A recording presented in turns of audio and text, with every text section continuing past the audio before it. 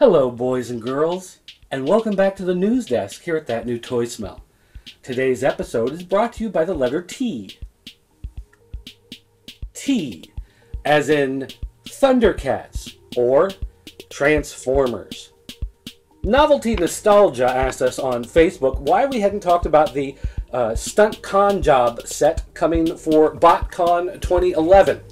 BotCon 2011 is June 2nd through the 5th in Pasadena, California, and these are Transformers Timelines, Transformers animated figures that will be available at the show.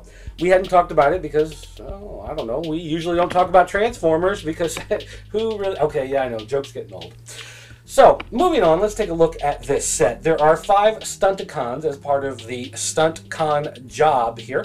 And starting out, we have Dead End, which is this red, kind of European-looking race car. It turns into, I don't know if he's supposed to be French or Italian or Japanese, what the deal is, but he does have little nunchucks made out of his exhaust pipes, so that is kind of cool.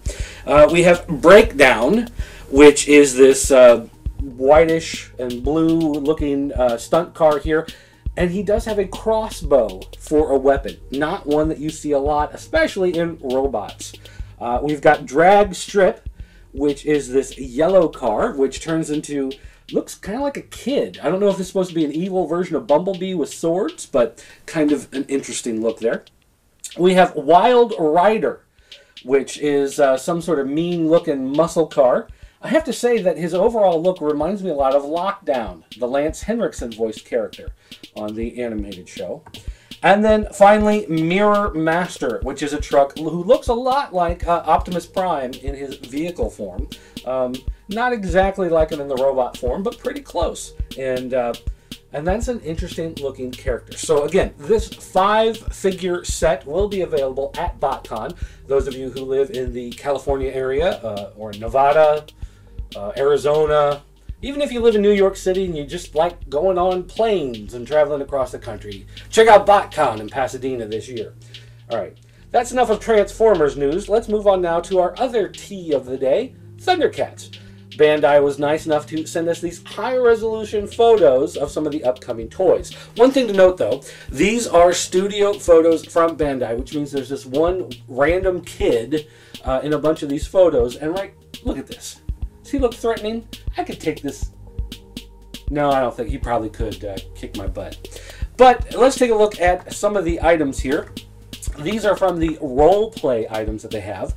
This is first, of course, the claw. Everyone's familiar with the Thundercats claw. You know, in the original cartoon, he would put the dagger version of the Sword of Omens in there. And sure enough, we can see that the dagger version of the Sword of Omens does indeed lock into place inside of that claw. Now the dagger does have fold-out pieces, an extending blade, and the fold-out hilt. And then there is the actual Sword of Omens, the one that's oversized. Looks a lot like the original toy that they released. It also has an extending blade and the fold-out hilt. So all in all, these toys are a win. Next up is the Thundercats playset. Now, this playset is actually an open playset. Instead of being something like Castle Grayskull or the Castle of Lions, this actually is a tower and a gate, which you can use to basically make the play area as big as you want. Now, one thing is it does come with the Ghost of Jaga figure, which is translucent, and it also comes with this neat little car, which looks a lot like the original Castle of Lions from the original series. So that's a fun little nod on their part there. Finally, Thundercats vehicles. Okay, let's look at some of the villain stuff first. Yeah. Toad guy, okay, that's cool, whatever. Now, look at this thing. Is this the Thunder Tank? Is that what they called it? That is kick-ass. Look at that thing. That is so hardcore awesome. Now, it does have these little pods that shoot here from the claw, but check this out. They also have these little cycles, and these cycles can actually attach to the tank to make the tank look that much bigger and cooler and pop those out instead. Hello? Is this the toy we want this year? Heck yeah!